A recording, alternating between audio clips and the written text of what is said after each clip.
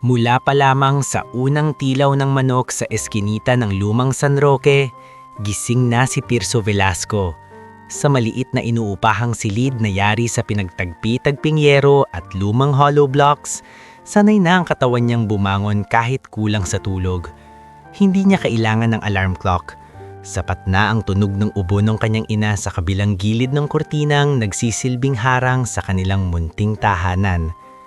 Napaupo siya agad sa manipis na banig at sinilip ang lumang orasan na nakasabit sa pader. 5:00 pa lang ng umaga. "Ma?" Mahinang tawag niya habang isinasuot ang kupas ng t-shirt. "Gagawa na ako ng lugaw. Inom ka muna ng tubig." Mula sa likod ng kortina ay narinig niya ang paos ngunit malambing na boses ni Nelia Velasco. "Pasensya ka na anak. Nagising ka na naman dahil sa akin." Lumapit si Tirso. Itinabing bahagya ang kortina at ngumiti kahit halatang puyat. "Hindi naman ma, oras ko na rin. Huwag kang mag-isip, masama sa pakiramdam mo yan." Nakahiga si Nelia sa lumang kama, maputla ang mukha at payat ang mga braso. Matagal na siyang may sakit sa bato, at kahit hindi tuwirang sinasabi ng mga doktor, alam ni Tirso na palala ng palala ang kalagayan nito. Ngunit sa tuwing titingin siya sa ina, pinipili niyang huwag ipakita ang takot. Hindi niya kayang dagdagan pa ang bigat na dala nito. Habang hinahalo niya ang lugaw sa maliit na kalan, sumisilip sa isipan niya ang mahabang araw na naghihintay sa kanya. Kailangan niyang maagang makarating sa Monte Vista Grand Tower, isang gusaling halos kasing tangkad ng pangarap ng mga taong nagtatrabaho roon at kasing layo sa buhay niya ang karangyaan. Sa gusaling iyon, janitor siya. Ngunit para kay Tirso, hindi maliit na bagay ang trabaho niya. Hindi man siya nakaupo sa air-condition na opisina, hindi man siya nakasuot ng Amerikana o kurbata, alam niyang marangal ang bawat pagwawalis, bawat pagpupunas, bawat pag-aayos na ginagawa niya. Pagkatapos niyang pakainin si Nelia at tulungan makainom ng gamot, inihanda niya ang lumang bag na may lamang bimpo, extrang t-shirt at isang maliit na baunan ng kanin at itlog. Bago siya lumabas, hinawakan ni Nelia ang kanyang kamay. "Tirso, ma, alam kong pagod ka na, pero sana huwag mong pababayaan ang sarili mo." Ngumiti si Tirso at marahang pinisil ang kamay ng ina. "Kapag umayos ka na, saka ako magpapahinga." Bahagyang natawa si Nelia, ngunit agad din iyong napalitan ng lungkot na ayaw nang ipakita. "Palagi mong sinasabi yan, pero ikaw naman ang gusto kong gumaan ng buhay." Hindi na sumagot si Tirso. Yumuko siya at hinalikan ng noo ng ina sa katahimik na lumabas ng bahay. Pagdating niya sa Monte Vista Grand Tower, halos nagsisidatingan pa lang ang mga empleyado. Tulad ng dati, dumaan siya sa service entrance, nag-log-in sa guard station at sinalubong ng pamilyar na amoy ng floor wax at industrial cleaner. "Oy, Tirso!" Tawag ng utility boy na si Poldo, isang 17 taong gulang na laging kinakabahan sa trabaho. "Baka pwedeng ikaw na muna sa 14th floor. Pinagalitan ako kahapon ni Ma'am Celine. Nanginginig pa rin ako." Tinapik ni Tirso ang balikat nito. "Kalma lang, ako na muna bahala roon. Ikaw sa pantry side. Huwag mong madaliin, baka lalo kang magkamali." Napangiti si Poldo na tila nakahinga ng maluwag. "Salamat Kuya Tirso, ikaw lang talaga mabait dito." Hindi pa man tuluyang nakakalayo ay isang matinis na boses ang pumailan lang sa hallway. "Tirso, bakit may bakas pa rin ang sapatos sa labas ng executive lounge?" Si Celinda Cumos iyon, ang HR head ng kumpanya. Lagit-laging plansyado ang buhok, matalim ang tingin at tila may galit sa kahit sinong hindi kasing taas ng posisyon niya. Lumapit si Tirso na nakayuko ng kaunti. "Pasensya na po ma'am, lilinisin ko po ulit agad." "Hindi yung lilinisin mo ulit, dapat wala akong nakikita. Ilang taon ka na rito, basic pa hindi mo makuha." "Pasensya na po ma'am." Mapasingangot si Celine. "Huwag puro pasensya, galingan mo. Ang Monte Vista hindi ito palengke." Tumango lamang si Tirso. Sanay na siya. Hindi niya alam kung anong mas mahirap, ang mabigat na timba ng panlinis o ang araw-araw na paglunok sa mga salitang ipinupukol sa kanya. Ilang minuto pa, dumaan naman si Christian Ibarra, ang executive assistant ni Don Leandro Valtiera. Bata pa ito, makinis, mamahalin ng relo, at palaging may tono ng pangmamaliit. "Tirso," sabi nito, habang inaabot ang kape sa kanya na halos ubos na. "Itapon mo nga ito at pakiayos ang conference room. May importanteng meeting mamaya. Huwag kang papalpak ha. Baka akalain ng bisita, squatters ang nag-aasikaso rito." Bahagyang kumuyom ang kamao ni Tirso, ngunit agad din niya iyong pinakawalan. "Kukunin ko na po, sir." Nangangating mapansokso si Christian bago tumalikod. "Good. At saka, bilisan mo. Hindi mo siguro gustong mapalitan." Sa kabila ng lahat, pinilit ni Tirso ang sariling manatiling tahimik. Marami na siyang nakitang tulad ni Selene at Christian, mga taong sanay gumamit ng kapangyarihan para iparamdam sa iba ang liit nila. Pero hindi siya pumasok sa trabaho para makipagtalo. Pumasok siya para kumita. Para sa gamot ni Nelia, para sa renta, para sa pangarap na kahit papaano, balang araw, hindi na lamang sila mabubuhay sa pangungutang at pagtitipid. Pagsapit ng tanghali, matapos linisin ang executive corridor, napadaan siya sa record section. Doon niya nakita si Mara Sarmiento, ang isa sa kakaunting taong marunong pa ring makitungo ng may kababaang loob. "Tirso," tawag nito, "kumain ka na ba?" Tumingin siya sa dalaga. Nakapusod ang buhok nito. Simple ang suot at halatang pagod din sa dami ng papeles sa mesa. Ngunit ang mga mata nito ay may lambing na hindi niya madalas nakikita sa gusaling iyon. "Hindi pa, mamaya na siguro." Umiling si Mara at iniabot sa kanya ang isang maliit na supot. "May sobra akong pandesal, kinuha ko yan sa pantry bago maagaw ng iba." Napailing si Tirso. "Wag na, ikaw na lang. Kunwari ka pa, tanggapin mo na. Lagi kang tumutulong kay Poldo, minsan ikaw naman ang tulungan." Bahagyang natawa si Tirso. "Salamat." Saglit siyang napatigil. Sa mga simpleng pagkakataong gaya nito, para bang gumagaan ang pagod ng buong araw. "Kamusta si nanay mo?" tanong ni Mara. "Ganun pa rin, mahina pero lumalaban." Tumaas baba ang tingin ni Mara sa kanya, waring gusto siyang pagsabihan, ngunit piniling maging mahinahon. "Lumalaban din naman ikaw. Huwag mong hayaang maubos ka, Tirso." Hindi na siya agad nakasagot. Sa dami ng pamiinsulto at pagod na dinadala niya araw-araw, minsan ay nakakagulat pa ring may taong nakakapansin na tao rin pala siya. Hindi lang kasangkapang panlinis sa sulok ng gusali. Kinagabihan, habang papalubog na ang araw at isa-isa nang nagsisialisa ng mga empleyado, nanatili si Tirso upang tapusin ang paglilinis sa penthouse office, ang pribadong espasyo ni Don Leandro Valtiera. Hindi niya madalas nakikita ng malapitan ng may-ari ng kumpanya, ngunit sa mga bihirang pagkakataon na nagkakasalubong, tahimik lamang ang matanda. Hindi tutulad ng ibang big boss na kunwaring hindi nakikita ang mga manggagawa. Minsan, tila sinasadya pa nitong mapansin ang maliliit na bagay. Noong nakaraang buwan, napulot ni Tirso ang isang maliit na bote ng gamot na nahulog mula sa mesa ni Don Leandro. Agad niya itong ibinalik sa sekretarya. Kinabukasan, hindi niya inaasahan na magpapasalamat mismo ang matanda. "Salamat," maiksi nitong sinabi noon, ngunit may bigat. Isa ring beses, nakita ni Tirso kung paanong tahimik na pinagmamastan siya ng matanda habang pinapatahan niya si Poldo na muntik nang umiyak matapos sigawan ni Selene. Walang sinabi si Don Leandro, ngunit hindi nawala sa isip ni Tirso ang titig nitong tila may sinusukat. Ngayon, habang pinupunasan niya ang sahig sa labas ng penthouse office, napansin niyang bahagyang nakabukas ang pintuan. May ilaw pa sa loob. Kakaiba iyon.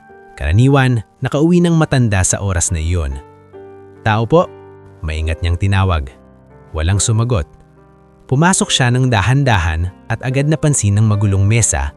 May mga dokumentong nakakalat, isang basong nabasag sa sahig, at sa gilid ng malaking leather sofa ay naroon si Don Leandro. Nakahawak sa dibdib, hirap na hirap huminga. "Sir," sigaw ni Tirso, sabay takbo palapit. "Sir, ano pong nangyari?" Namumula ang matanda. Pinipilit nitong magsalita, ngunit halos wala nang lumalabas na boses. Gamot. Mabilis na nilingon ni Tirso ang mesa at nakita ang maliit na lalagyan ng tabletas na nakahulog sa ilalim ng upuan. Agad niya iyong dinampot, nanginginig ang kamay habang inilalagay ang isang tableta sa palad ng matanda. "Sir, heto po. Dahan-dahan." Tinulungan niya itong makainom ng tubig. Ngunit kahit nainom na ang gamot, hindi agad gumaan ng paghinga ng bilyonaryo. Lalong nagpanik si Tirso. "Kukuha ko ng tulong. Tatawag ako ng ambulance." Mahigpit na hinawakan ni Don Leandro ang kanyang pulsuan. Mahina na ang lakas nito, ngunit naroon pa rin ang bigat ng isang taong sanay masunod. Wag muna. Sir, hindi po pwede. Tirso. Natigilan siya. Alam ng matanda ang pangalan niya. Lumapit pa siya, halos nakaluhod na sa tabi ng sofa. Nandito po ako, sir. Sa labas ng malalaking bintana ng penthouse, kumikislap ang mga ilaw ng lungsod. Sa loob naman ng silid, tanging ang hingal ng matanda at ang malakas na kabog ng dibdib ni Tirso ang maririnig. Pinilit ni Don Leandro na iangat ang muka. Sa mga sandaling iyon, hindi na ito mukhang makapangyarihang bilyonaryo. Isa na lamang itong amang kinakain ng oras. May nais sana itong sabihin, ngunit tila may takot na humahabol sa bawat salita. Sinulyapan ito ang saradong pinto, parang nangangambang may makarinig. Pagkatapos ay dahan-dahan, halos pabulong, inilapit nito ang bibig sa tainga ni Tirso. "Pakisalan mo ang anak ko." Nanlaki ang mga mata ni Tirso. "Ano po?" Ngulit bago pa siya makapagtanong, biglang nanghina ang pagkakahawak ni Don Leandro sa kanyang braso. Napatagilid ang ulo ng matanda at bumagsak ang kamay nito sa sofa. "Sir! Sir!" Nataranta si Tirso. Agad siyang tumayo at sumugod sa intercom, nanginginig ang mga daliri habang tumatawag ng security at medical response. Sa loob ng ilang segundo, nagsimula nang umugong ang katahimikan ng penthouse, isang katahimikang tila may kasamang lihim na hindi dapat narinig ng isang simpleng janitor. At habang papalapit ang yabag ng mga tao sa labas ng opisina, nanatiling nakaukit sa isipan ni Tirso ang pabulong na huling bilin ng isang naghihingalong bilyonaryo, isang bilin na tiyak niyang babago sa takbo ng buhay niya, kahit hindi pa niya alam kung paano. Nang bumukas ang pinto ng penthouse office at rumagasa papasok ang mga gwardya, nurse on call at ilang staff ng Monte Vista Grand Tower, nakatayo pa rin si Tirso Velasco sa tabi ng sofa kung saan nakahandusay si Don Leandro Valtierra. Nanginginig pa ang kanyang mga kamay. Hindi niya alam kung mas malakas ang tibok ng dibdib niya dahil sa takot para sa matanda o dahil sa mga katagang marinig niya ilang saglit bago ito nawalan ng malay. "Tumabi ka!" Sigaw ng isang medik habang mabilis na lumuhod sa tabi ni Don Leandro. Napaatras si Tirso, ngulit na natili ang kanyang mga mata sa matanda. Ilang minuto ang lumipas sa gitna ng pagkalito, tawa ng mga kagamitang medikal at sunod-sunod na tawag sa telepono. Dumating si Christian Ibarra, habulang hininga, ngunit maayos pa rin ang Amerikana at agad sumingit sa mga taong nakapaligid. "Anong nangyari rito?" Matalim ang boses nito habang tinuturo si Tirso. "Ikaw? Bakit ikaw ang nandito?" "Ako po ang nakakita sa kanya. Nahulog po yata ang gamot niya. Tinulungan ko lang po siya." "Tinulungan?" Putol ni Christian. "Anong ginagawa mo sa loob ng opisina? May pahintulot ka ba?" Hindi pa kasagutan si Tirso nang sumabat ang isang security guard. "Sir, siya nga po ang tumawag sa amin. Kung hindi dahil sa kanya baka mas natagalan." Mulit hindi pa rin bumitaw si Christian sa manunuring tingin. Sa likod nito ay dumating si Celinda Cungus, nakahilpa at halatang galing sa isang hapunan pang opisina. Nang makita ang eksena, bahagya itong napahawak sa dibdib. "Diyos ko!" Bulong nito, ngunit kaagad ding tumalim ang mukha nang mapansing naroon si Tirso. "Bakit nandyan yan?" Wala nang oras para sa sigawan. Mabilis na isinakay si Don Leandro sa stretcher. Bago tuluyang mailabas, napatingin si Tirso sa maputlang mukha ng matanda at sa bahagyang nanginginig nitong mga daliri na tila may nais pang kapitan. Ngunit huli na ang lahat. Nadala ito sa ospital at ang penthouse office na kanina lang ay saksi sa isang lihim na hindi dapat niya narinig ay biglang naging lugar ng takot, hinala at bulungan. Kinagabihan ding iyon, pinaupo si Tirso sa isang maliit na conference room sa 9th floor. Hindi na siya pinauwi agad. Pinaghihintay siya ng halos 2 oras habang papalit-palit sa labas ang mga yabag at mahihinang usapan. Pagod na siya, gutom at naiisip ang kanyang inang naghihintay sa bahay. Ngunit higit sa lahat, binabagabag siya ng huling bilin ng matanda. "Pakasalan mo ang anak ko." Paulit-ulit iyong umuukit sa kanyang isip na para bang may kamay na pilit ipinapasok ang misteryo sa dibdib niya. Hindi nagtagal at pumasok si Celine kasama si Christian. Pareho silang walang ngiti. "Sabihin mo nga ulit," malamig na sabi ni Celine habang nauupo sa tapat niya. "Ano ang eksaktong nangyari bago dumating ang medical team?" Isinalaysay ni Tirso ang nakita niya. Ang nakabukas na pinto, ang basag na baso, ang gamot, ang paghingal ni Don Leandro. Sinadya niyang maging maingat. Hindi niya agad binanggit ang pabulong na sinabi nito. Hindi dahil gusto niyang maglihim, kundi dahil siya mismo ay hindi pa nakakaunawa sa bigat niyon. "May sinabi ba sa'yo si Don Leandro?" Biglang tanong ni Christian. Napatigil si Tirso. "Po, huwag kang tanga-tangahan. May sinabi ba siya? Kahit ano? Pangalan? Utos? Huling bilin?" Tumingin si Tirso sa kanila, saka dahan-dahang umiling. Parang humihingi lang po siya ng gamot. Mahina na po siya. Nakita niya ang mabilis na sulyapan ni Celine at Christian. May kung anong hindi nila sinasabi at lalong naramdaman ni Tirso na masalimuot ang pamilyang ito kaysa sa inaakala niya. Bandang madaling araw, pinayagan din siyang umuwi. Pagdating sa kanilang inuupahang silid, gising pa si Nelia. Nakaupo sa kama at halatang naghihintay. "Anak, bakit ngayon ka lam?" Halos paiyak nitong tanong. Lumuhod si Tirso sa harap ng ina at hinawakan ng mga kamay nito. "May nangyari sa opisina, ma. Inatake sa puso si Don Leandro." Napahawak sa dibdib si Nelia. "Buhay pa ba?" Hindi agad nakasagot si Tirso. Nang yumuko siya, alam na ni Nelia ang sagot. Tahimik na napaiyak ang matanda. "Kawawa naman." Umupo si Tirso sa tabi nito at hindi na muna ikinuwento ang iba. Hindi niya pa kaya. Hindi niya pa rin lubos na tanggap na sa gitna ng huling hininga ng isang bilyonaryo ay pangalan niya ang tinawag at isang imposibleng bilin ang ipinagkatiwala sa kanya. Pagsikat ng araw, kumalat na sa buong Monte Vista at sa mga balita ang pagkamatay ni Don Leandro Valtierra. Sa loob lamang ng ilang oras, naging mas mabigat ang hangin sa gusali. Lahat ay tila nakapormal, nakabihis ng itim at nag-uusap sa mahihinang boses. Ang mga taong dati abala sa reports at meetings ay biglang naging mausisa, aligaga at alisto sa bawat kilos ng isa't isa. Hindi na muna pinasok si Tirso sa regular niyang duty. Tinawag siya sa admin office para sa temporary hold habang iniimbestigahan ang huling sandali ng may-ari. Hindi man siya direktang inaakusahan, sapat na ang paraan ng pagtingin ng mga tao sa kanya para maramdaman niyang isa siyang taong may dalang hindi kanais-nais na tanong. Sa burol ni Don Leandro, nanatili si Tirso sa pinakalikod. Hindi siya dapat naroon ayon kay Celine, ngunit pinilit ni Mara Sarmiento na maipasok siya bilang isa sa mga staff na gustong magbigay galang. Bahagyang napangiti si Tirso. "Salamat." Ang lamay ay ginanap sa isang malawak at marangyang chapel sa loob ng pribadong memorial estate. Naroon ang mga mayayamang kaibigan, business partners, mga kamag-anak sa malayo at mga taong mukhang mas abala sa pagkuha ng koneksyon kaysa sa pagdadalamhati. Sa gitna ng lahat ng iyon ay namataan ni Tirso sa unang pagkakataong nang malapitan si Althea Valtierra.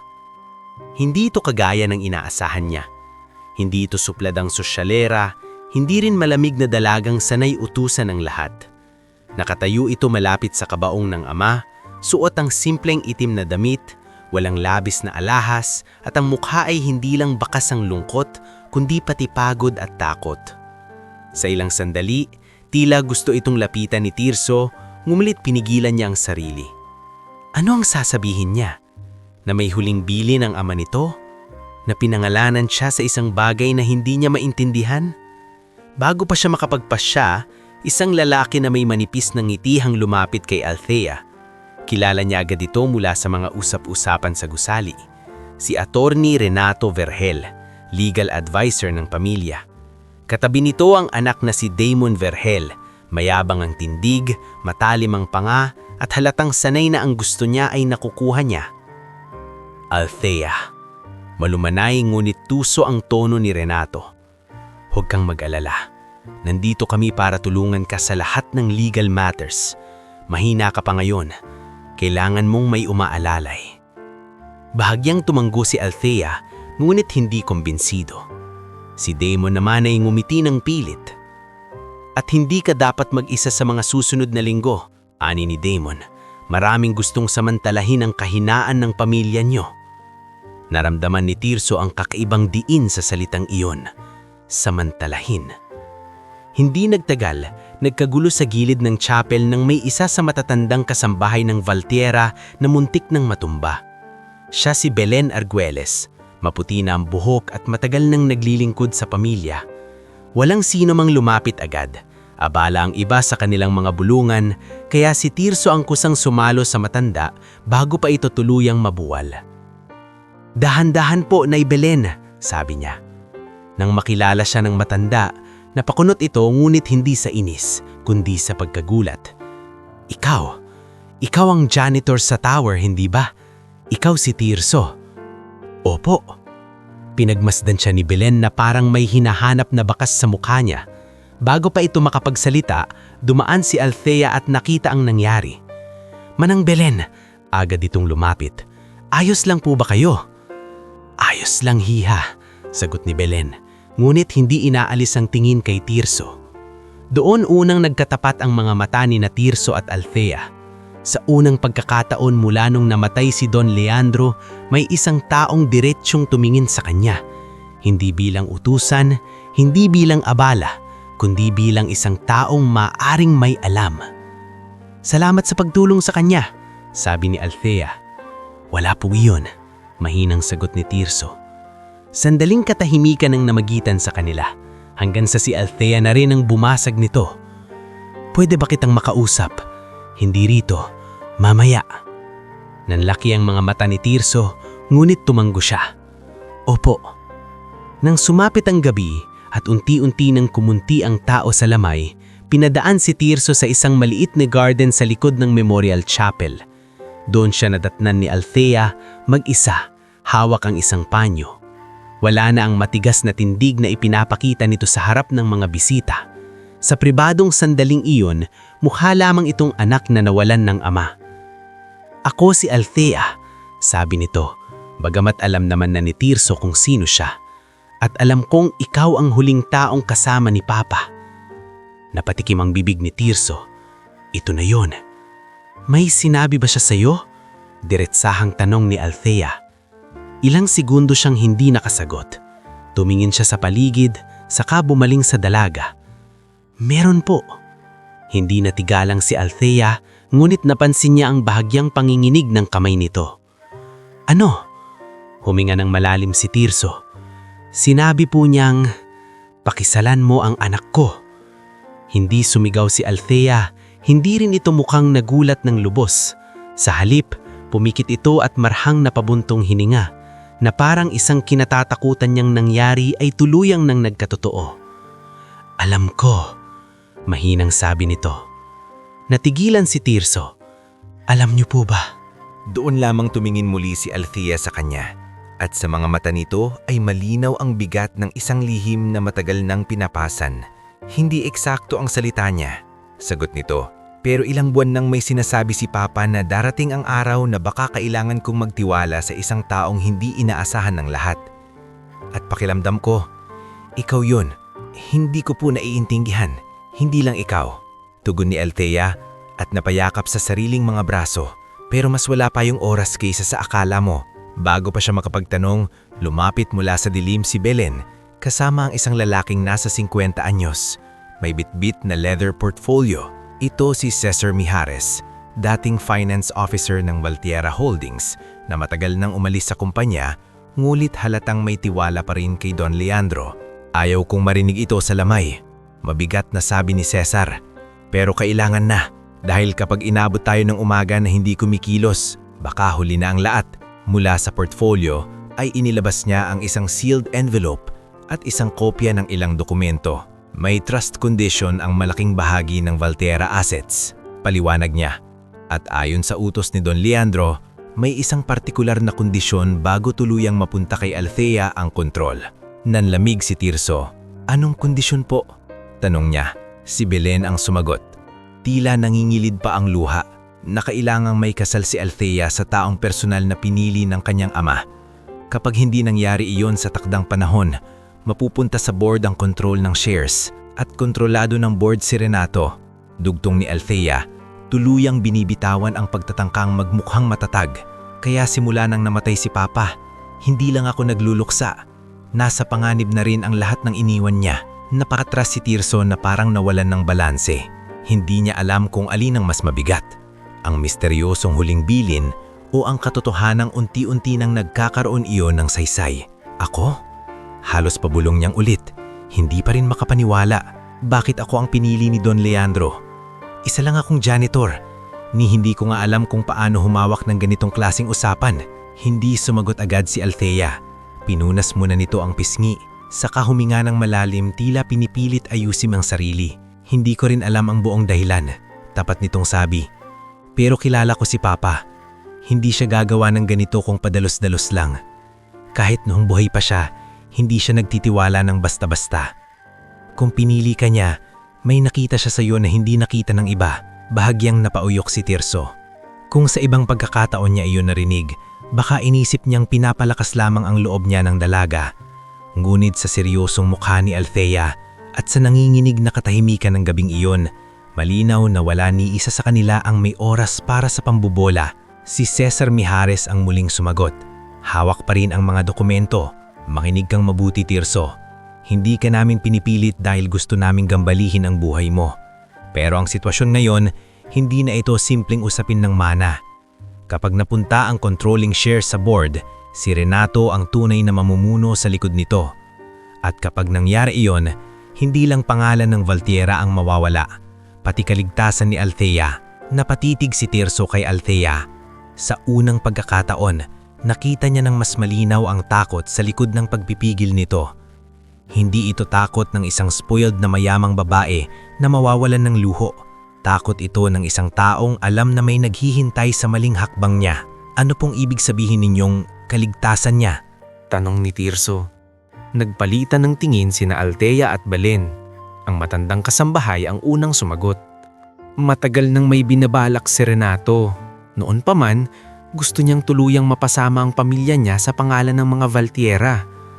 Ang gusto niya, ipakasal si Althea sa anak niyang si Damon. Sumikip ang panga ni Tirso nang marinig ang pangalang iyon. Kahit maikli lang ang nakita niya kay Damon kanina, sapat na ang paraan ng pagtititig nito para maramdamang hindi iyon lalaking maaaring pagkatiwalaan. Ayon ko sa kanya, diretsahang sabi ni Althea, halos napapikit sa galit. At alang iyon ni Papa, hindi ko lang siya basta ayaw dahil mayabang siya. May 2 beses na akong muntik mapahiya at maipit sa sitwasyong siya ang gumawa. Anong ginawa niya? Tanong ni Tirso. Nag-atubili si Althea, ngunit nang nagsalita ito, ay malamig na ang tono. Noong isang charity gala, sinadya niyang lasingin ang isa sa mga bisita at ipakalat na ako raw ang nagpakalat ng chismis laban sa pamilya nila. Nang hindi umubra, sinundan niya ako sa parking area. Buti na lang naabutan ako ni Manang Belen at ng driver noon. Pagkatapos noon, gusto pa rin ni Renato na itulak ang kasunduan. Hayop! Hindi napigilang bulong ni Tirso. Bahagyang napatingin sa kanya si Althea at sa kabila ng bigat ng usapan, may dumaan na mahinang pagtataka sa mukha nito. Marahil dahil iyon ang unang pagkakataong narinig siyang magsalita ng ganoon. Kung wala si Papa, dugtong ni Althea, mas lalo akong magiging madaling ipitin. At ngayon, wala na siya. Muling tumahimik ang apat. Sa malayo, umaabot pa rin ng mahinang tunog ng mga nag-uusap sa lamay. Ngunit sa maliit na bahagi ng hardin na kinaroroonan nila, parang may sariling mundo ng pangamba at pasya na nabuo. Maya-maya, dahan-dahang ibinigay ni Cesar kay Tirso ang isang papel. Basahin mo. Kahit hindi sanay sa legal na dokumento, naunawaan agad ni Tirso ang mahahalagang bahagi. Nakasaad doon ang trust condition. Sa loob ng itinakdang panahon matapos ang pagkamatay ni Don Leandro, kailangang maikasal si Althea sa taong tinukoy sa confidential addendum ng ama nito. Kung hindi, pansamantalang lilipat sa interim board ang kapangyarihan sa ilang pangunahing shares at decisions. Isang board na kontrolado ng mga kaalyado ni Renato. Gaano katagal ang palugit? Tanong ni Tirso. Hindi inalis ang tingin sa dokumento. 3 linggo. Sagot ni Cesar. 3 linggo? Halos mapataas ang boses niya. At gusto ninyong sa loob ng 3 linggo magpakasal ako sa anak ng amo ko, ganun na lang? Hindi yan gusto, sabat ni Althea. Yan ang kinahaharap natin. Napahawak si Tirso sa sentido. Gusto niyang tumanggi agad. Gusto niyang sabihin hindi niya kaya, na may inang may sakit na naghihintay sa kanya, na hindi siya marunong sa mundo ng mga mayayaman, na baka isang araw ay isisi rin sa kanya ng lahat ang nangyari.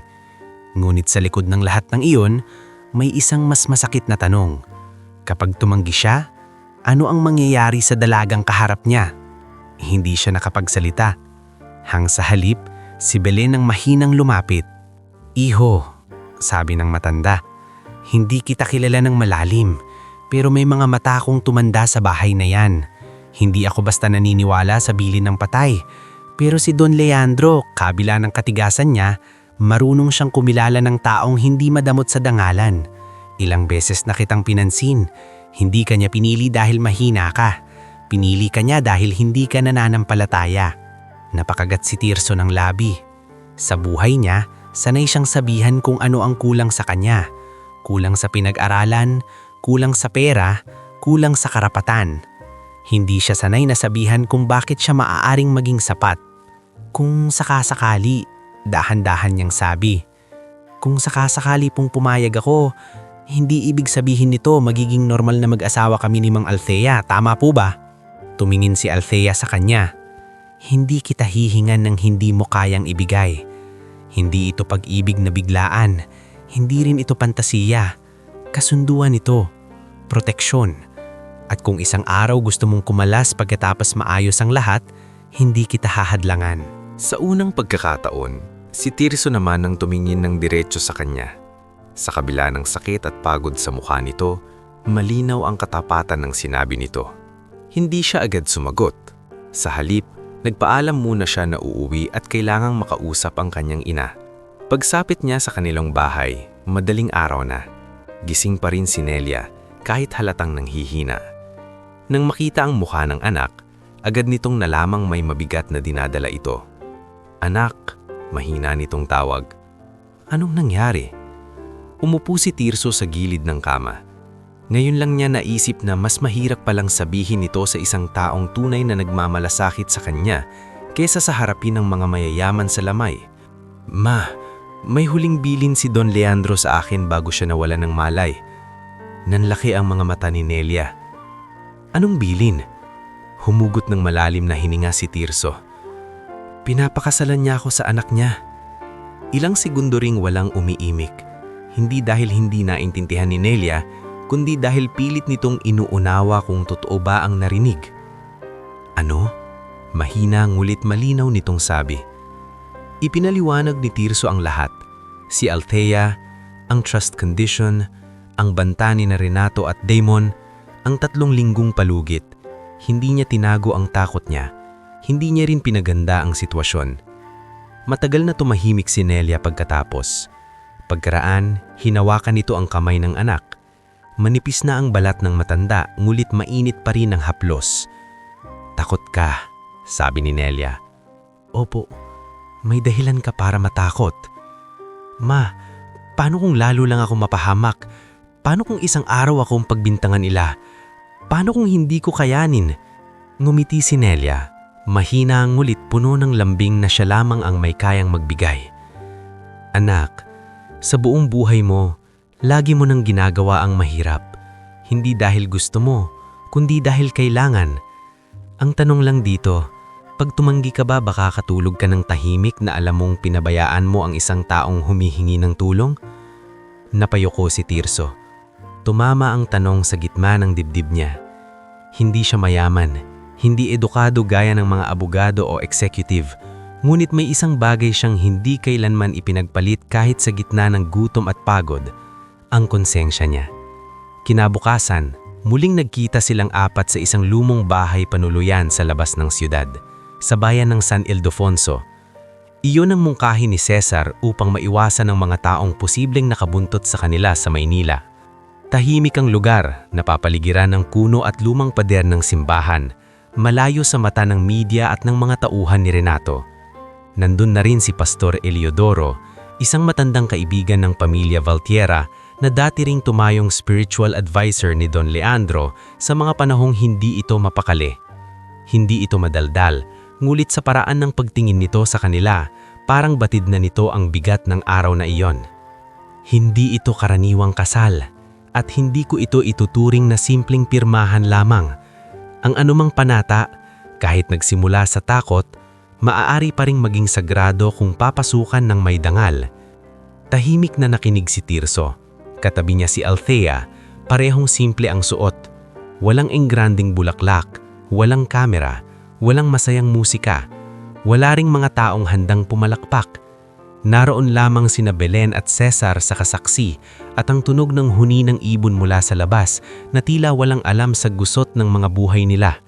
Bago magsimula ang simpleng seremonyan sibil na inayos ng tulong ng lokal na opisyal, humarap si Althea kay Tirso. Hindi kita pipilitin sa salitang hindi mo kayang bigkasin. Kung gusto mong umatras ngayon, sabihin mo. Tumingin si Tirso sa kanya. Sa unang beses mula nang nagsimula ang lahat, hindi niya nakita si Althea bilang anak ng bilyonaryo. Nakita niya itong isang taong kapwa niya pagod, kapwa niya natatakot, ngulit pinipilit lumaban. Hindi ako aatras, sabi nito. Kung ito ang paraan para hindi ka nilawasakin, paninindigan ko ito. Bahagyang nangilid ang luha sa mga mata ni Althea, ngunit tumanggo lamang ito. At sa harap ng iilang saksi, sa isang bayang walang nakakakilala sa kanilang pangalan, naging mag-asawa sa papel sina Tirso Velasco at Althea Valtera. Pagbalik nila sa Maynila, walang nagbago sa panlabas na anyo ng kanilang mundo at iyon mismo ang plano. Sa Montevista, nanatiling janitor si Tirso sa mata ng lahat. Hindi siya biglang lumipat sa executive floor, hindi rin nagbago ang kanyang uniforme o paraan ng pagpasok sa service entrance. Si Althea naman ay nanatiling tahimik, maingat at formal sa lahat ng pangpublikong kilos. Sa mga opisyal na usapan, tagapag-asikaso lang ng ilang papeles si Tirso. Sa lihim, sila ay mag-asawang parehong may pasan na sikreto. Ang mas mabigat, hindi pa tapos ang laban. Sa totoo lang, nagsisimula pa lang. Dahil sa bawat araw na lilipas, kailangan nilang itago ang katotohanan, bantayan ang mga galaw ni Renato at Damon at mamuhay na parang walang nabago. Kahit ang totoo, ang buhay nilang dalawa ay tuluyan ng umikot sa isang lihim na kasal na maaring magligtas sa kanila o siyang mismong sumira sa kanila kapag nalaman ng maling tao. Pagbalik ni Tirso Velasco at Althea Valtera sa Maynila, matapos ang tahimik nilang kasal sa San Ildefonso, walang anumang palatandaan sa Montevista Grand Tower na may nagbago sa pagitan nila. Iyon ang una nilang malinaw na pinagkasunduan sa loob ng sasakyan habang pabalik sila sa lungsod. Walang padalos-dalos, walang maling kilos, at lalong walang dahilan para maghinala sina Attorney Renato Vergel at Damon Vergel. Nanatiling si Tirso ang simpleng janitor na pumapasok sa service entrance bago sumikat ang araw. Suot pa rin niya ang lumang uniforme, dala pa rin niya ang parehong timba, mop at basahan. Si Althea naman ay mas naging maingat sa mga galaw. Bilang nag-iisang anak ni Don Leandro, natural na siya ang tinutokso ng board at ng media upang humarap sa kumpanya. Ngulit sa bawat meeting, pinili niyang magpakita ng kahinaunan, hindi sobra, hindi kulang, sapat lamang para hindi mahalata na may mas malalim siyang nilalabanan. Sa unang mga buwan, para silang dalawang taong nakatira sa iisang bangka, ngulit magkaibang direksyon ang tingin. Hindi sila magkasama sa iisang bahay. Sa legal na papel, mag-asawa sila. Sa tunay na buhay, lihim silang magkaalyado na parehong natutong magtiwala ng paunti-unti. Minsan, sa mga gabing hindi na kaya ni Althea ang pressure mula sa board, nagpapadala ito ng mensahe kay Tirso sa isang simpleng prepaid phone na ibinigay ni Cesar Mejares. Pwede ba kitang makausap? 5 minuto lang. Kapag ganun, nagkikita sila sa lumang archives room sa basement level, malayo sa mga CCTV na alam ni Cesar kung paanong pansamantalang iwasan sa pamamagitan ng tamang tiempo. Doon, sa gitna ng mga lumang kahon ng records at amoy ng papel na matagal nang nakatambak, unti-unting nagsimula ang kakaiba nilang samahan. Isang gabi, nadatnan ni Tirso si Althea na nakaupo sa sirang swivel chair. Tahimik, parehong kamay nakatakip sa mukha. "May nangyari po?" talong niya. Hindi agad ito samagot. Nang iangat nito ang ulo, halatang pagod ang mga mata. 3 oras akong pinagsalitaan ni Renato sa board. Hindi man diretsahan pero gusto niyang iparamdam sa lahat na wala akong alam, na babae lang ako na dapat may umaakay. Napakuyom ang kamao ni Tirso. At hinayaan lang sila ng iba? Yung iba, duwag. Yung iba, kampi sa kanya. Yung iba, naghihintay lang kung saan lulugar. Umupo si Tirso sa tapat nito. Hindi siya sanay umalib gamit ang magagandang salita, pero natuto siyang magsabi ng totoo. Sa kakapanood ko po ng ugali ng tao sa opisina, kapag mas maingay, madalas mas takot. Napatingin si Althea sa kanya saka bahagyang natawa sa unang pagkakataon sa gabing iyon. Hindi ko alam kung saan mo kinukuha ang mga ganyang sagot. Sa kakapanood ko po ng ugali ng tao sa opisina, kapag mas maingay, madalas mas takot. Hindi naging mabilis ang pagbabago sa buhay ni Tirso. Hindi siya biglang sinuwerte. Hindi siya agad pinaupo sa air-conditioned office. Sa katunayan, mas lalong bumigat ang mga araw niya. Bukod sa trabaho, mas dumalas ang pangangailangan sa gamot at check-up ni Nelia. Kailangan niyang magtipid ng mas mahigpit, dumiskarte ng mas maayos, at itago ang sarili mula sa mga matang gustong makahalata. Ngunit sa kabila ng lahat, nagsimula ang isang tahimik na pag-angat. Sa tulong ni Althea, tuwing gabi ay tinuturuan siya nito ng mga bagay na dati para lamang sa mga taong may diploma at mataas na posisyon. Basic accounting, pag-iintindi sa contracts, simpleng pag-aanalisa ng gastos at kita, at kung paano basahin ang galaw ng isang business decision. Hindi iyon madali para kay Tirso. Madalas ay napapakamot siya ng ulo sa dami ng terminong hindi niya kilala. "Anong ibig sabihin nito?" tanong niya minsan habang nakatitig sa spreadsheet printout na dala ni Althea. "Accounts payable," sagot nito. "Mga obligasyong dapat bayaran ng kumpanya." "Parang utang?" Sa pinakasimpleng paliwanag, oo. Napangiti si Tirso. "Ayan, gets ko na." Minsan ay napapailing si Althea pero hindi sa pangmamaliit, kundi sa isang uri ng paghanga na unti-unti na niyang hindi maitago. Dahil kahit mabagal sa umpisa, bihira siyang makakita ng taong gaya ni Tirso. Kapag may hindi naiintindihan, hindi ito nagpapanggap. Kapag natuto, hindi nakakalimot. At kapag may napansing kakaiba, hindi iyon pinalaalampas. Naging malaking bahagi rin ng paghubog kay Tirso si Cesar. Bagamat hindi na ito formal na konektado sa kumpanya, paminsan-minsan ay nagkikita sila sa isang maliit na karinderya sa tapat ng lumang terminal kung saan hindi halatang tungkol sa negosyo ang usapan ng dalawang lalaki. "Hindi sapat na marunong kang magbasa ng numero," sabi ni Cesar minsan habang hinihiwa ang pritong galunggong. "Paano po yon?" Halimbawa, kapag may manager na laging nagpapalaki ng report, kadalasan may tinatakpan. Kapag may supplier na sobrang bait, kadalasan may hinihintay na pabor. Ang negosyo, hindi lang yan tungkol sa pera. Ugali ng tao ang pinakamahal na puhunan at pinakamadaling ibenta. Tahimik na nakikinig si Tirso sa bawat payo. Hindi niya inakalang darating ang araw na ang isang dating finance officer ay maglalaan ng oras para turuan ng isang janitor kung paano kilalanin ang katiwalian sa kumpanya. Ngulit ganoon nga ang nangyari. At sa bawat linggong lumilipas, mas lumalawak ang isip ni Tirso sa mundong matagal niyang nililinis, ngunit ngayon lang niya totoong nauunawaan. Hindi rin nawala si Mara Sarmento sa kanyang tabi. Sa katunayan, siya ang isa sa mga unang taong nakapansin na may unti-unting pagbabago kay Tirso, hindi sa pananamit o posisyon, kundi sa paraan ng pagtingin nito sa paligid. "Minsan parang ang lalim na ng iniisip mo," sabi ni Mara isang tanghali habang sabay silang kumakain sa fire exit landing. Bahagyang natawa si Tirso. "Marami lang siguro akong iniisip." "Kasama ba roon si Ma'am Althea?" Napatingin siya agad kay Mara. Hindi iyon akusasyon, ngunit sa matalas nitong pakiramdam, Parang may naaamoy na itong hindi niya masabi. Nagtatrabaho lang po sila. Ako rin. Hindi naman ako bulag, mahinang sagot ni Mara. Pero huwag kang mag-alala. Hindi ako usi, sir. Gusto ko lang malaman kung may kailangan kang tulong. At nagkaroon nga siya ng tulong mula rito. Dahil bilang records clerk, siya ang isa sa may access sa mga lumang internal memos, routing slips at board correspondence. Hindi niya ito basta binibigay, ngunit kapag may dokumentong alam niyang dapat makita ni Althea o ni Cesar, siya ang tahimik na gumagawa ng paraan.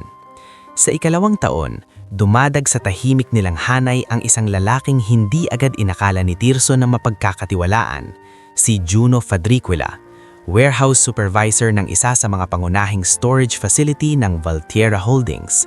Matangkad, moreno, laging pawisan at prangka magsalita, si Juno ay unang lumapit kay Tirso sa likod ng delivery dock. "Velasco, ikaw yung kausap minsan ni Cesar, di ba?" Naging alerto agad si Tirso. "Bakit mo natanong?" Sumulyap muna si Juno sa paligid bago magsalita. "May kakaiba sa inventory. Sa papel, kompleto. Sa bodega, kulang. 3 buwan ko nang napapansin. Nung una akala ko mali lang ang count, pero paulit-ulit na." Kanino galing ang pirma sa release? Kay Brix Calderon. Sa unang pagkakataon, narinig ni Tirso ang pangalang iyon ng may bigat. Si Brix Calderon ang procurement chief. Makinis magsalita, palabiro sa harap ng executives, ngunit kilalang maraming pinapaborang supplier sa ilalim ng mesa. Hindi agad gumalaw si Tirso sa impormasyong iyon. Sa halip, ipinaabot niya muna ito kay Cesar at kay Althea. Isa na namang itong maliit, ngunit mahalagang piraso ng puzzle. Habang dahan-dahang lumalalim ang pagkaunawa ni Tirso sa loob ng kumpanya, hindi naman bumababa ang panganib sa paligid nila. Lalong tumitindi si Renato sa pag-iipit kay Althea sa board, at si Damon ay paulit-ulit na nagpaparamdam. Sa pamamagitan ng sadyang paglapit, malisyosong biro at mga friendly invitation na malinaw namang pananakot.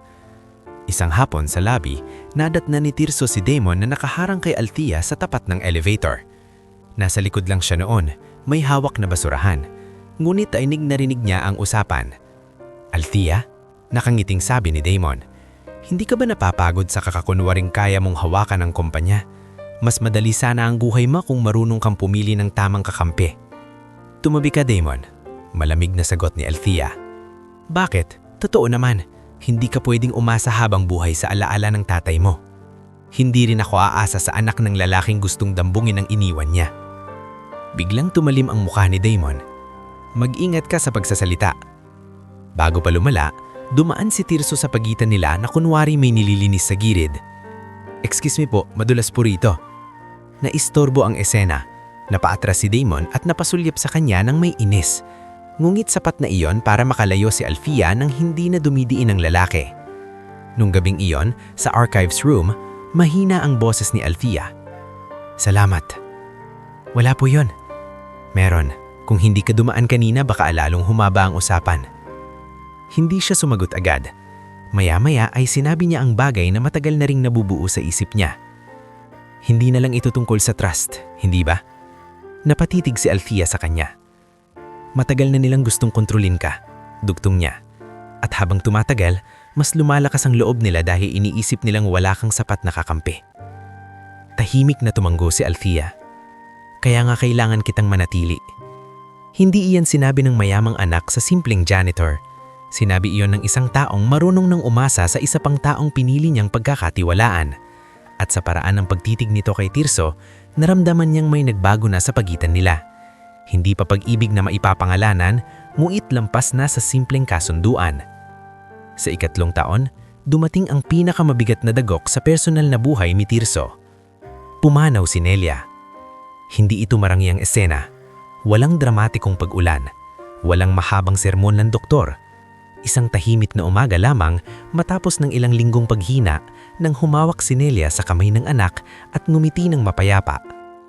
"Anak, huwag mong isipin na iniwan kita. Ipagpatuloy mo lang ang kabutihan mo.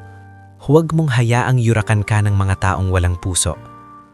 Pinipigilan ni Tirso ang pag-iyak noon, ngunit nang tuluyan ng mawala ng hininga ang ina, doon lang niya naramdaman ang tunay na bigat ng lahat ng taon ng pagpupunyagi. Parang may bahagi sa kanya na biglang naputol. Sa burol ni Nelia, naroon si Mara, si Juno, si Cesar at lihim na dumalo si Althea. Nakasimple lang at walang bodyguard. Hindi ito nagtagal, ngulit nang iabot nito ang sobre para sa gastusin at akmang tatanggi si Tirso, maraan nitong sinabi, "Huwag mong insultuhin sa araw na ito. Hayaan mo akong tumulong." Doon siya tuluyang napayuko, hindi dahil sa hiya, kundi dahil sa unang pagkakataon matapos namatay ang ina, may taong tahimik na umalalay sa kanya nang hindi siya pinagmukhang kawawa. Pagdaan ng panahon, mas tumigas si Tirso, hindi sa ugali, kundi sa loob. Mas bihira na siyang magreklamo, mas matalas na rin siyang tumingin. Napansin niya kung paanong tuwing may malaking kontrata, laging nakasingit ang iisang grupo ng suppliers ni Bricks. Napansin niya ring lagi na lamang lumilitaw sa mga social event si Verna Lorente, isang sosyalistang malapit kina Renato at Damon at palihim na nagpapakalat ng mga chismis laban kay Althea, na mahina raw, emosyonal at hindi kayang pamunaan ang iniwang imperyo ng ata. Minsan pang nadat na ni Mara sa pantry ang dalawang empleyado na nagbubulungan. Sabi ni Verna sa pante ng Althea, babagsak din daw yun kapag tuluyang bumitaw ang board. Sino raw ang papalit? Sino pa? Yung gusto ni attorney? Hindi nagpakita ng galit si Tirso sa harap ng iba, ngunit sa loob niya, malinaw mong unti-unting nabubuo ang larawan ng mga kaaway nila. Pagsapit ng ika-5 taon, hindi na simpleng lihim na asawa si Tirso. Sa likod ng katahimikan, isa na siyang taong natutong umintindi ng galaw sa boardroom, ng butas sa inventory, ng takbo ng kapangyarihan, at ng tunay na halaga ng tiyaga. Janitor pa rin ang tingin ng karamihan sa kanya, at hinayaan niya yon. Mas madali kasing makita ang totoo kapag mababa ang tingin sa iyo ng mga tao. Ngunit sa isang tahimik na gabi sa archives room, habang nakalatag sa mesa ang ilang lumang kopya ng trust documents, delivery records, at handwritten notes ni Cesar Mijares, tuluyan ng biniggas ni Tirso ang tanong na 5 taon na niyang iniiwasan. "Althea," sabi niya, "mabagal at mabigat. Hindi na sapat na alam nating pinili ako ng papa mo. Kailangan ko nang malaman kung bakit." Napatigil si Althea sa pag-aayos ng mga papeles. Tahimik itong tumingin sa kanya. "At hindi na rin sapat na puro depensa lang tayo," dugtong ni Tirso. "Kung gusto nating tapusin ito, kailangan kong alamin ang buong dahilan kung bakit ako ang hinanap niya sa huling sandali ng buhay niya." Sa pagkakataong iyon, hindi na lang siya janitor na nagtitiis. Hindi na lang siya lalaking napilitang pumasok sa lihim na kasal. Isa na siyang taong handang magdiskubre, hindi lamang para protektahan si Althea, kundi para hanapin ang ugat ng lahat ng ito, gaano man kasakit ang katotohanang naghihintay. Tahimik ang archives room ng gabing iyon, ngunit sa katahimikang iyon ay tila mas mabigat ang bawat paghinga ni Tirso Velasco at Althea Valtierra. Nasa ibabaw ng mesa ang mga lumang papeles, mga kopya ng trust documents, ilang handwritten notes na dating hawak ni Cesar Mijares at mga records na dahan-dahan nilang pinagdugtong sa loob ng 5 taon. Ngulit sa unang pagkakataon, hindi na lang tungkol sa mga anomalya sa negosyo ang usapan. Ang tanong na binigkas ni Tirso ay mas malalim, mas personal at mas mapanganib. "Althea," muli niyang sabi, "mas mariin ngayon. Hindi pwedeng habang buhay tayong nangangapa. Kailangan ko nang malaman kung bakit ako ang pinili ng papa mo." Hindi agad sumagot si Althea. Tila may bahagi sa kanyang matagal nang gustong magsalita, ngunit pinipigilan lamang ng takot sa kung anong katotohanan ang maaring mabuksan kapag tuluyan na nila itong hinarap. Sa wakas, humugot siya ng malalim na hininga at tumingin kay Tirso ng diretsyo. "May bagay na matagal nang hindi buo ang alam ko. May mga pirasong sinabi si Papa noon, may mga pirasong naabutan ko sa mga lumang gamit niya, pero hindi niya kailanman sinabi ang kabuuan. Ang alam ko lang, may isang tao raw na minsang nagligtas sa buhay niya, at dahil doon, may utang siyang hindi niya nabayaran ng tama." Napakuyom ng kamay ni Tirso. "Sino?" "Hinala ko," sagot Althea, saka tumingin sa lumang envelope na nasa gilid ng mesa. "May kinalaman iyon sa pamilya mo."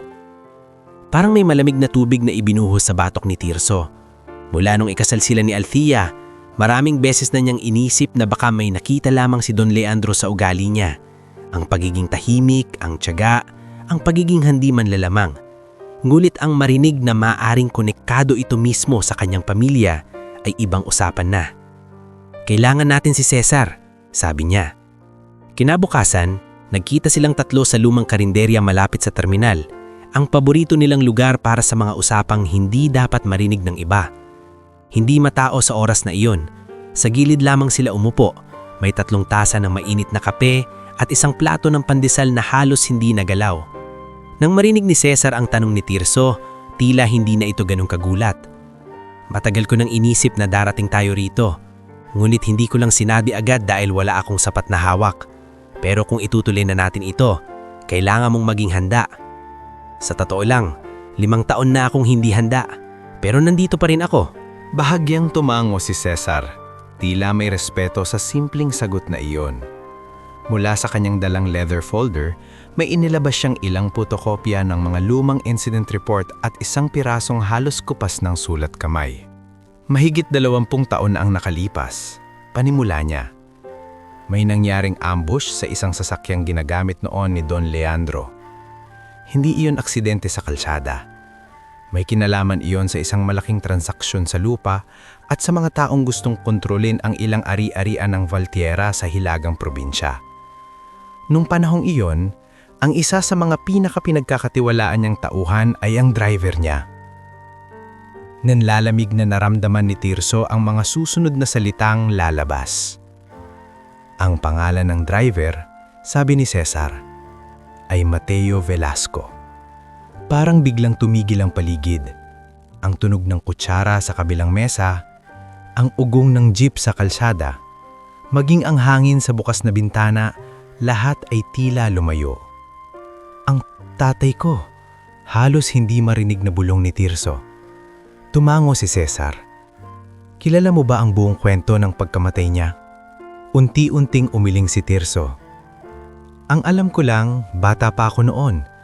Sabi ni Mama, namatay siya sa gulong may kinalaman sa dati niyang trabaho. Hindi na niya iyon madalas ikwento. Kapag nagtatanong ako, sinasabi lang niya na mabuting tao ang tatay ko at nasangkot siya sa laban ng mga taong mas malaki kaysa sa kanya. Pinikit ni Cesar sandali ang mga mata, saka inilapag ang lumang report sa mesa.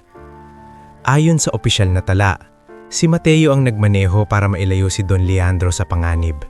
Sa gitna ng ambush, siya ang tumanggap ng unang tama. Pero kahit sugatan, nailayo niya ang kotse at naitawid si Don Leandro sa ligtas na lugar. Nasalba niya ang buhay ng amo niya. Naramdaman ni Tirso ang paninikip ng lalamunan. Habang lumalaki siya, ang alaala niya sa ama ay malabo. Isang matangkad na lalaki na minsang nagbuhat sa kanya sa balikat, isang mahinang halakhak, isang haplos sa ulo. Ngulit sa mga sandaling iyon, tila may bagong anyo ang figurang iyon sa isip niya. Isang lalaking hindi lamang simpleng driver, kundi taong nagbuwis ng buhay para sa pinagsisilbihan. Kung ganon, kaya may utang si Papa. Hindi lang utang, may kasamang kasalanan. Napatingin silang pareho kay Cesar. Sa mahinang tono, ngunit may bigat ng katotohanan, ipinagpatuloy nito ang kwento. Matapos ang ambush, may imbestigasyong dapat sanay isinulong, pero delikado ang panahong iyon. Maraming pangalan ang pwedeng mabanggit, maraming koneksyon ang pwedeng mabunyag. Ang dapat sana'y magiging laban para sa hustisya ay nauwi sa katahimikan. Pinili ni Don Leandro na protektahan ang negosyo, ang mga empleyado at ang pangalan ng kumpanya. Pero ang presyo niyon, ang pamilya ng lalaking nagligtas sa kanya ang naiwan sa gilid. Napayuko si Tirso. Isang mabigat na init ang gumapang sa dibdib niya. Hindi simpleng galit, kundi isang uri ng panghihinayang para sa mga taong hindi na mababawi. Kaya ba kami naghirap? Kaya ba hindi man lang kami muling nakaahon noon? Hindi kaagad sumagot si Cesar. Ngunit sapat na ang katahimikan nito para maging malinaw ang hindi masabi. Hindi kayo iniwan ng tuluyan, maingat na sabi ni Althea. May ilang pagkakataon na banggit ni Papa na sinubukan niyang magpadala ng tulong. Pero hindi sapat, malamig na sabi ni Tirso. Hindi nakasagot si Althea. At sa unang pagkakataon sa lahat ng taon nilang magkasama, may distansyang pumasok sa pagitan nila. Hindi dahil may kasalanan si Althea, kundi dahil ang sugat na natuklasan nila ay may kinalaman sa apelido nitong matagal nang nakadikit sa kapangyarihan. Maya-maya, mahargang sumalita si Tirso. Kaya pala ako pinakasalan sa huling habilin-habilin. Hindi lang dahil gusto akong pagkatiwalaan ng papa mo. Gusto niyang itama ang hindi niya natapos. Hindi ko ipagtatanggal ang pagkukulang niya. Pero naniniwala ako sa huling sandali niya. Gusto talaga niyang magtuwid. Matagal na walang nagsalita. Sa wakas, si Tirso rin ang unang bumasag ng katahimikan. Kung ganon, mas lalo nating kailangang tapusin ito. Hindi lang para sa kumpanya, hindi lang para sa trust, para rin malaman kung sino ang nakinabang sa pananahimik na iyon. Doon nagsimulang lumalim ang kanilang pagsisiyasat. Sa tulong ng mga lumang ledger, archived correspondences, at ilang internal memos na tahimik na naipasa ni Mara Sarmiento, natuklasan nilang hindi lamang isang dating ambush ang tinatakpan ng kasaysayan ng Valtierra Holdings. May mga pattern sa mga transaksyon, may mga pangalan na paulit-ulit lumilitaw, at may mga pirma na tila matagal nang sanay magtago sa likod ng legalidad. At sa bawat hakbang, unti-unting tumitibay ang isang pangalan na ayaw nilang paniwalaan, ngunit hindi na nila matakasan.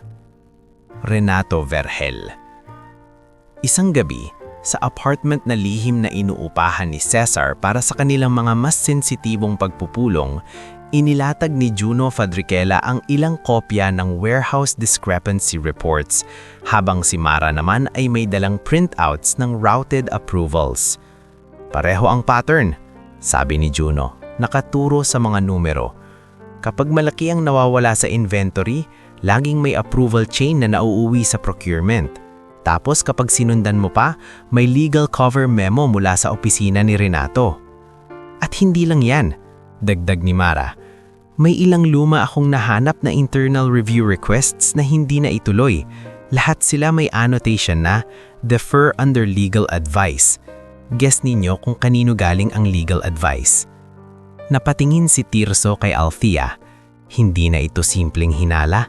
May katawan na ang duda nila. Pero hindi pa rin sapat ang anomalya sa negosyo para patunayang konektado siya sa mas malalim na nangyari noon. Sabi ni Althea, kailangan natin ng konkretong preba. Doon pumasok ang isang pangalan na matagal nang nasa gilid ng kwento, ngunit ngayon lang muling luminaw. Si Luz Viminda Riego, ang dating personal nurse ni Don Leandro sa mga huling taon nito. Matagal na itong umalis at halos hindi na nagpapakita. Ayon sa ilang lumang tala, nag-resign ito ilang buwan matapos mamatay ang bilyonaryo. Nahanap ko ang address niya, sabi ni Mara. Ibinababa ang isang maliit na papel sa mesa. Mula sa benefits records, lumipat siya sa isang tahimik na subdivision sa Antipolo. Kinabukasan, si Tirso at Althea mismo ang pumunta roon. Hindi nila kasama si Cesar. Hindi rin nila ipinagkalat ang lakad. Gusto nilang marinig mula sa babae ang totoo bago pa ito maimpluensyahan o matakot. Pagdating nila sa bahay ni Luz Viminda, una itong hindi nagbukas ng pinto. Ngunit nang narinig nito ang pangalang Althea Valtierra, dahan-dahan itong sumilip at agad na mutla. Ano po ang kailangan ninyo? Nanginginig nitong tanong. Katotohanan, tuwirang sagot ni Althea, at alam kong meron kang hindi sinabi. Sa sala ng maliit na bahay, halata ang nerbiyos ni Luz Viminda. Naninginig ang daliri nito habang inaayos ang tasa ng tsaa sa harap nila. Matagal ko nang gustong magsalita, halos pabulong sabi nito. Pero natakot ako. Kaninong takot? Tanong ni Tirso. Tumingin ang babae sa kanya, saka ibinaba ang tingin. Kay Attorney Renato. Parang may kuryenteng dumaan sa katawan ni Tirso. Inilapit niya ang sarili, ngunit pinili pa ring manatiling mahinahon. Anong ginawa niya? Napapikit si Luz Viminda. Nang magsalita ito, tuloy-tuloy na ang luha. Sa una, simpleng instructions lang. May mga gamot na ipapadagdag. May mga dosage na papalitan. Ang sabi may approval daw from legal at may bagong specialist recommendation. Hindi ako agad nagduda dahil dumadaan sa sekretary at may pirma. Pero kalaunan napansin kong mas humihina si Sir Leandro kapag iyon ang iniinom niya. Bakit hindi mo sinabi? Masakit ang boses ni Althea. Sinubukan ko, biglang sagot ni Luz Viminda. Pero nung isang beses na tinanong ko yung instruction, si Renato mismo ang kinausap sa akin. Sinabi niya na kung gusto kong manatiling lisensyado at ligtas ang pamilya ko, sumunod ako at huwag magtanong. Natakot ako. Natakot akong mawalan ng trabaho. Natakot akong mapahamak ang anak ko. Nanginginig ang panga ni Althea.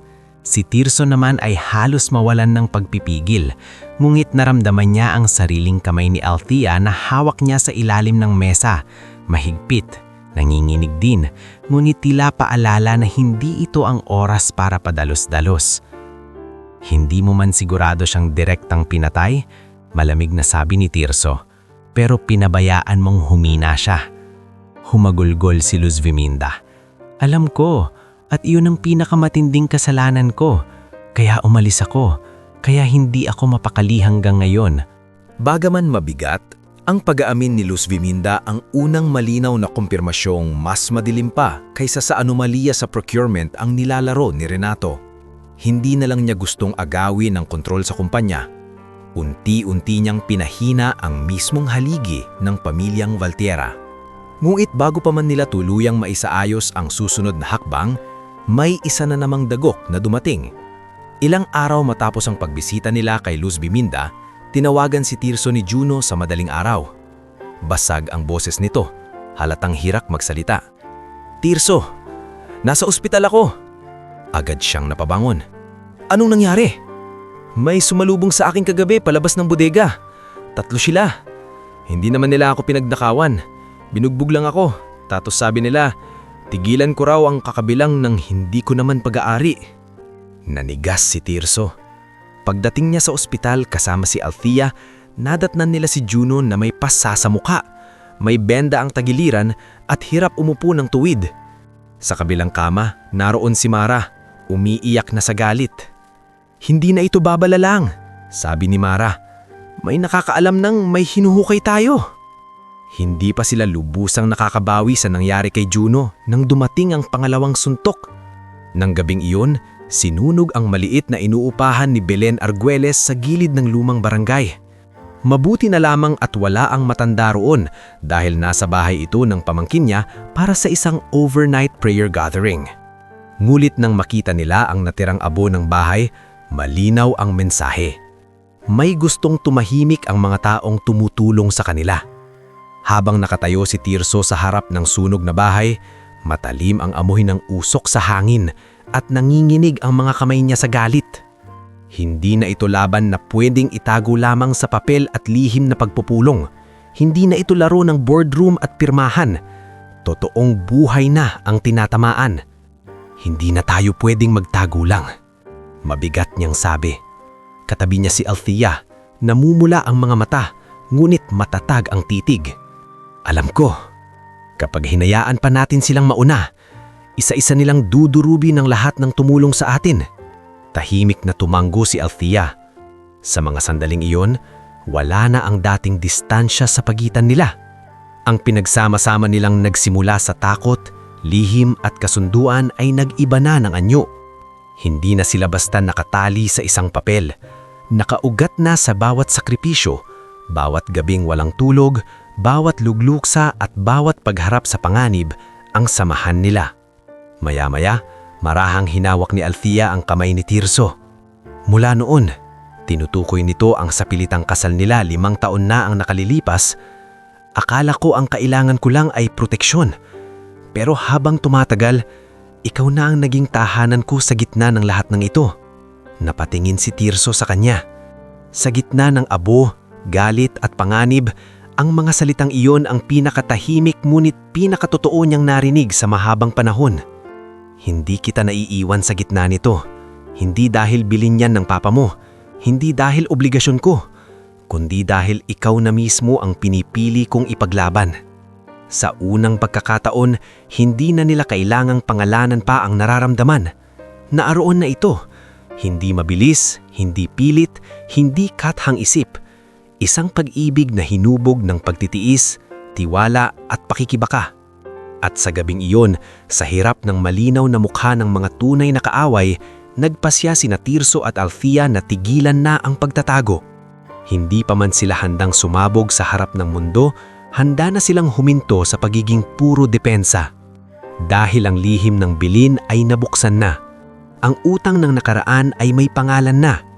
At ang mga tunay na kaaway ay hindi na basta anino sa likod ng kapangyarihan, may mukha na, may galaw at may kasalanan na handa na ngayong habulin ni Tirso at Althea hanggang sa pinakadulo.